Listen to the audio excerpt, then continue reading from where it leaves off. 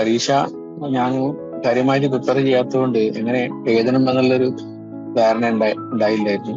പക്ഷെ ഫസ്റ്റ് പരീക്ഷ എഴുതിയപ്പോ കുറച്ചുകൂടി എൻ്റെ ഒരു കോൺഫിഡൻസ് വർദ്ധിക്കുകയാണ് ചെയ്തത്. നമുക്ക് വായിച്ച് പഠിച്ച് എഴുതാവുന്നതേ ഉള്ളൂ എന്നുള്ളൊരു തോന്നൽ ഉണ്ടായിട്ടുണ്ട്. ഒരുപാട് ടെക്സ്റ്റ് നോക്കുമ്പോൾ ഒരുപാട് ലെങ്ത് ആണ്. അതുപോലെ ക്വസ്റ്റ്യൻസ് വളരെ കോമൺ ആയിട്ട് വരുന്ന ക്വസ്റ്റ്യൻസ് തന്നെയാണ് PYQ ഉള്ളത് എന്ന് മനസ്സിലായി. ഞാൻ അവസാനം അൾട്ടിമേറ്റ് PYQ ആണ് കാര്യമായിട്ട് നോക്കിയത്. കാരണം ടെക്സ്റ്റ് മൊത്തത്തിൽ വായിച്ചെടുക്കാൻ എനിക്ക് സമയം കിട്ടിയിട്ടില്ല. പിന്നെ നമ്മള് സ്കൂൾ അധ്യാപകനാണ്, അതുകൊണ്ട് തന്നെ ഈ 10-20 വർഷത്തെ സർവീസ് ഉണ്ട്.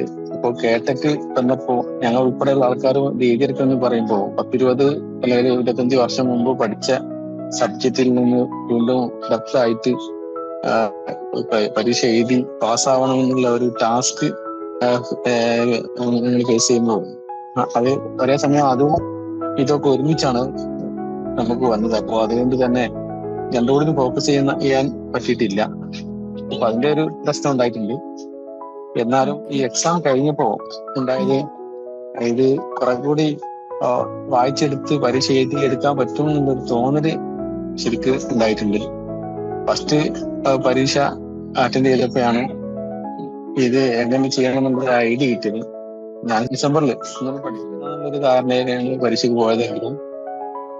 ഇപ്പൊ തന്നെ അത് പിന്നെ ചെയ്യാൻ പറ്റും എന്നുള്ളൊരു തോന്നല് നന്നായിട്ടുണ്ടായിട്ടുണ്ട്. പിന്നെ നന്നായിട്ട് പരീക്ഷ എഴുതിയിട്ടുണ്ട്. കണ്ടന്റ് എത്രത്തോളം ഉണ്ട് എന്നുള്ളതൊന്നും എനിക്ക് പറയാൻ പറ്റില്ല.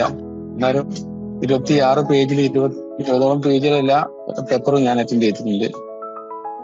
അപ്പൊ ഏകദേശം നമ്മൾ വായിച്ചെടുത്ത ഓർമ്മയിൽ ഒരു ടോപ്പിക്കായി ബന്ധപ്പെട്ട ചിലപ്പോൾ പ്രോപ്പർ കണ്ടന്റ് ആണെന്നും പറയാൻ കഴിയില്ലെങ്കിലും ഏറെക്കുറെ അതുമായി ബന്ധപ്പെട്ടതാണെന്ന രീതിയിലാണ് ഞാൻ പരീക്ഷയെ കണ്ടത്. എഴുതിയ ആ ഒരു സപ്പോർട്ടാണ്. അതായത് നമ്മള് തളർന്നിരിക്കുന്ന ഒരു സമയത്ത് നമുക്ക് പറ്റും എന്ന രീതിയിൽ ഉണ്ടാവുന്ന ഒരു ഫോളോ അപ്പ് ഇല്ലേ, അത് തന്നെയാണ് നമുക്ക് വീണ്ടും വീണ്ടും രീതിയിലേക്ക് നമുക്ക് ചെയ്യാൻ പറ്റും എന്നുള്ളൊരു തോന്നലുണ്ടാക്കിയെടുത്തതും പരീക്ഷ അറ്റൻഡ് ചെയ്യാൻ പറ്റിയതൊക്കെ.